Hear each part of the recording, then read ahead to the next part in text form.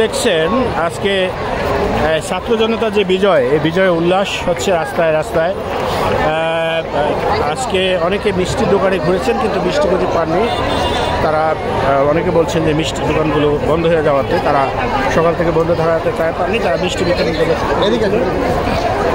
মানুষের মুখে যদি হাসি, মানুষের যে মুখের হাসি আপনারা একটু বলবেন আজকের দিনটা।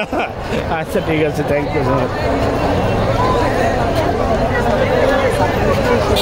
মানুষের মুখে যে হাসি আজকে তাতে বলে দিচ্ছে মানুষ একটা পাথর চাপা কষ্টে ছিলেন, সেই কষ্ট, সেই পাথর তাদের বুক থেকে সরেছে। তারা মনে করছেন তারা সেইভাবেই বলছেন যে এটা একটা পাথর চাপা বিপন্ন সময় থেকে তারা একটা নতুন সময়ে খুঁজে পেয়েছেন, একটা নতুন দিন খুঁজে পেয়েছেন। এটাকে অনেকে বলছেন স্বাধীন, নতুনভাবে স্বাধীন হয়েছে দেশটা বলছেন। রাস্তাগুলোর দিকে তাকাইলে অন্তত তাই মনে হয় যে দেশটা আজকে মনে হচ্ছে নতুনভাবে স্বাধীনতা খুঁজে পেয়েছে আমাদের বাংলাদেশ।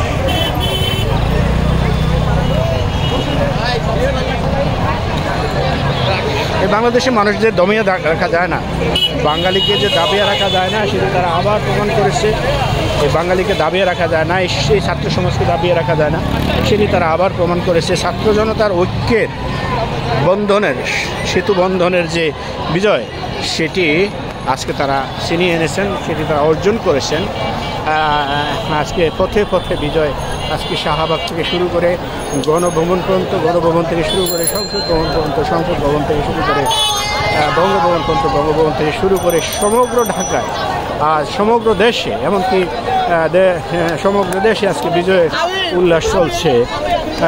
এই মানুষের মানুষ যে চাপা কষ্ট তাদের বুকে ছিল, এতগুলো প্রাণ, হাজারো প্রাণ তারা দিয়েছে, সেই প্রাণের বিনিময়ে আজকে তারা বলছে যে একটি নতুন স্বাধীনতা, নতুন অধ্যায় বাংলাদেশে রচিত হয়েছে, নতুন মানচিত্র বাংলাদেশ পেয়েছে বলে তারা মনে করছে।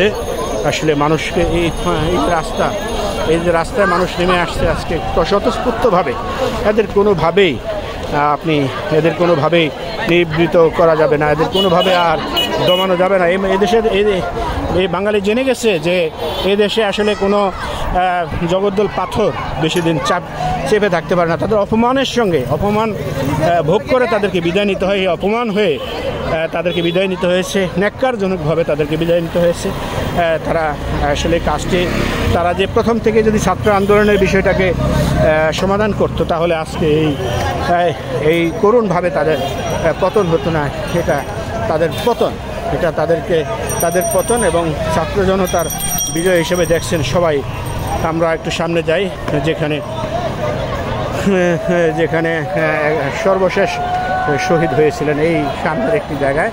আজকে সর্বশেষ সেই বিজয়ের আগ মুহূর্তে একজনকে গুলি করে এখানে হত্যা করা হয়েছিল, একজনকে শহীদ করা হয়েছিল। সেই রক্তের দাগ এখনও মুছে যায়নি, সেই রক্তের দাগ এখনও পড়ে আছে, আপনারা দেখছেন।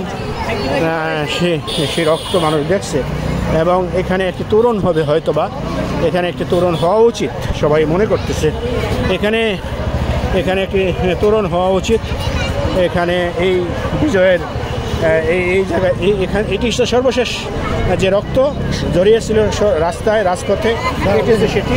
এখানে দেখেন আপনি পতাকা এবং একই সঙ্গে রক্ত, দুটো সংমিশ্রণে মানুষ, সাধারণ মানুষ এখানে সেই রক্ত সর্বশেষ প্রদর্শন করছে।